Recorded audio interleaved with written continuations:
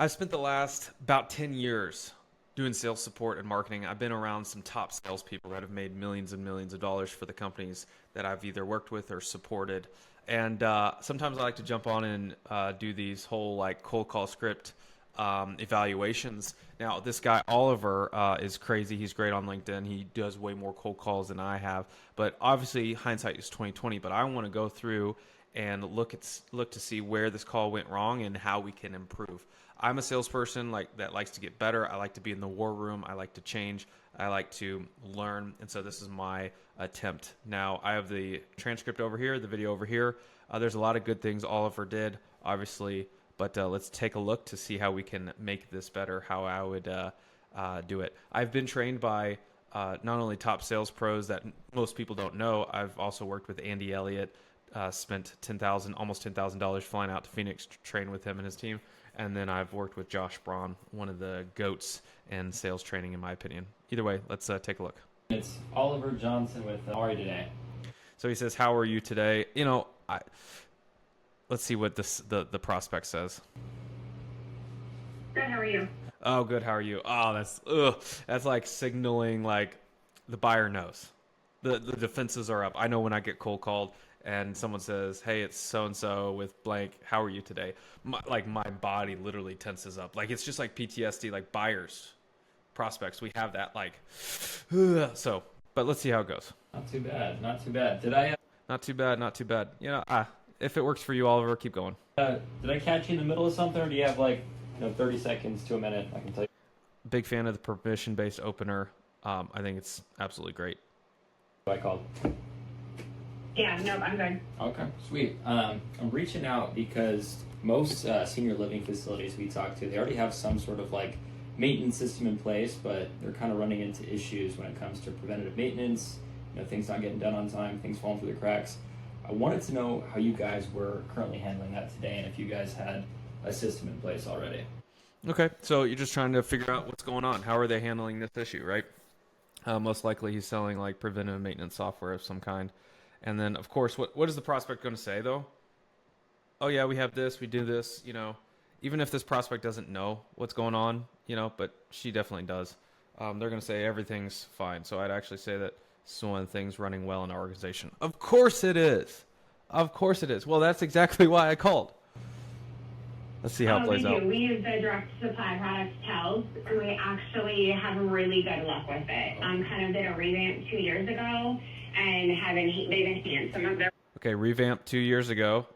So that means they've already spent a lot of time revamp doing something here, changing software, changing processes. Products, and it's definitely we're definitely seeing positivity with our life safety surveys in relation to the preventative maintenance that we're doing. Okay, good. So I would say that's probably one of the things that's running well in our organization.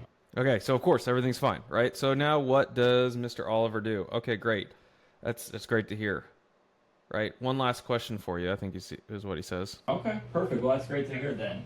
One last question for you. Are you guys with that plan? Are you paying per user, per square footage? How does that work for you? Okay, I know what's happening. He's getting ready to do the price thing, right? Because he's asking pricing questions. Just a flat fee per facility. Just a flat fee per facility per month. Okay, gotcha. So I will say one of the biggest differences with ours compared to what you guys are using, ours is based on work orders completed. So okay, interesting. So hey, this might be a great option for they might get a lot of booked meetings from going the price route. That's fine. 40% is what he says. He's getting ready to say savings around 40%. That's not a big deal, but it is an interesting pivot to make. Just going straight at price. I imagine his competitors are doing the same thing, or the competitors are doing the same thing, going after the price play. Typically, we have about 40% savings from clients that switch over from an old legacy software to ours. Really, just wanted to see if you had maybe 15 or so minutes next week to see if we could maybe. Okay, so he pushed through and said, "Hey, price. Here's what's going on. Typically, see 40% price savings. Hey, do you have 15%?" And she says, "No, I don't think so." We save you any on that. What we kind of do differently, and you can at least keep it in your back pocket for later if things ever his tones are really change good with that. I don't think so. We got too many integrations. It integrates with our EMR. So you can actually be inside of Okay, too many integrations. That's really so that might not even be the big objection here. Let's play it out though. our EMR and put in a work order, and it funnels into the preventative maintenance system. Mm-hmm. And then we just switched to our CapEx, capital expenditure planning module. And so we just went electronic in that, and that's how we track our assets as well. So at this point, I feel like it's integrated with too many things that I'm not interested in it. Okay, interesting. So keywords here. Obviously, this is hindsight 2020. You're analyzing it, but let's get better here. At this point, it's integrated with too many things. I think she says actually, I feel like it's integrated with too many things. Okay, there's an opening there. I feel like so it's her opinion. It's like this is her belief that it's integrated with too many things, the software, right? So we're already locked in. And what actually she's saying is like, hey, this would be too much of a wait. We already went through this 2 years ago, if that's true, and it's just too big of a process. It's not even the price. That's literally what she's saying. It's not even the price. Let's see how it plays out. At this point, I feel like it's integrated with too many things that I'm not interested in it. Gotcha. Okay, well, fair enough. Everything's working well. You guys are, using it as properly. So he's just trying to figure out what to say here, which I would, I've done this hundreds of times, just figuring out what to say, try to find an angle. The brain is processing. Then doesn't seem like I could help there. So I appreciate you taking my call anyway. I'll send you over an email, and if anything ever changes, you can give me a shout. All right, buyers love to hear this, right? This is like, woo, music to my ears. Okay, he's winding down. Let's go. See you later. Good, I appreciate it. Okay, right? That's what happens. Have a great day. Okay, so kind of a pointless email. I'll shoot you over an email, and you're going to forget about me, and I'm going to probably cold call you in 6 months and do the same thing again. Okay, obviously, hindsight is 2020, but here's what I would do. Here's what I do, okay? So after the person's like the prospect, first of all, I would not go the price route probably ever. Maybe that's working for them. Okay, keep doing that, Oliver, but I would not say that. After the person says, so it's actually one of the things running well in our organization. This is where you want to just agree with them and say, oh, wow, that's great. Sounds like you guys have put a lot into that, and it's working well. Honestly, yeah, things are going well for us. Oh, good, honestly, because when people, sometimes people tell me how miserable they are with their system, and I'm glad that's not you. Reaffirm them in any way possible. That's what, yeah. Hey, well, congrats. Man, tell me your secret. What's going on? Like, hey, we typically hear this, but you've got it all solved. I'm glad that's not you. Hey, one last question before I let you go. And this is one of the strategies that I learned from Josh Braun, a couple of top sellers. It's like, hey, just let them know that they're getting ready to, because they don't know me, they don't know you. I'm going to let them off the hook. Be like, hey, I'm getting ready to go. One last question. Sometimes I've said one last question like multiple times. And a couple of buyers had said like, hey, you're telling me one last time. You've already said that multiple times, right? But they laugh about it. But one last question before I let you go. At this point, the girl's like, walls are so up, like Jericho in the Bible high, like skyscraper high, right? So I just want to know what she's thinking and try to dig into that onion a little bit more and say like, hey, when facilities your size, or when if you were to imagine a world where you do replacing your system later on, not saying that's you right now, I'm not saying you'll do that at any point. What do you think would cause it? Right? I'm just curious what you've seen.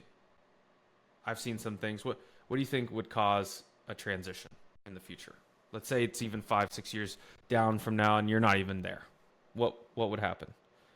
Maybe, obviously there's multiple different angles that she could go, but she might say, oh, well, reporting issues or something. Or she'd say something like high level. And then you got to say, as a seller, you got to dig in and say, okay, so what do you mean by reporting issues? Do you mean like the leadership is not being able to see what happens? Or is it day to day, like the techs are not closing things out correctly? Because what's happening is he's probably selling like a preventive maintenance software, right? So the prospect, then would maybe open up a little bit more? Well, probably the second one, honestly, getting people to use the actual software, right? So it's okay. So it's maybe not a actual software issue and all about the integration. It's just the people using it, right? If again, hypothetically, if she, were to think about something that would happen down the road, and she has to think about something that maybe is happening currently right now. We don't know, and she would say exactly. Okay, she's brief to the point, right? This is the last attempt to try to get engagement because we know that person's not going to book a meeting. I'm not going to say that she's going to book a meeting, right? Because she's being, like, this is probably what happened if you were to play this out. She's being very brief, right? Most buyers are like that. Exactly. Sure. Maybe this, exactly. So here's what we're trying to do is try to agree with them, be like, okay, so I know you're not replacing software at all, right? That's the big integrations is a big thing. I get it. I assume that you guys are trying to blank big desired outcome, right? Oftentimes, if you can't find a pain, right? Like maybe she opened up with a pain about the whole like people using the software or the thing. It's either pain or desired outcome. You can either do both, either or. You can't do both, right? She's not trying to open up here, and she's like, yeah, sounds good. Yeah, it is. Because I wouldn't want to say like, hey, is that something your team is facing right now? I mean, you could, but she might just close the door again.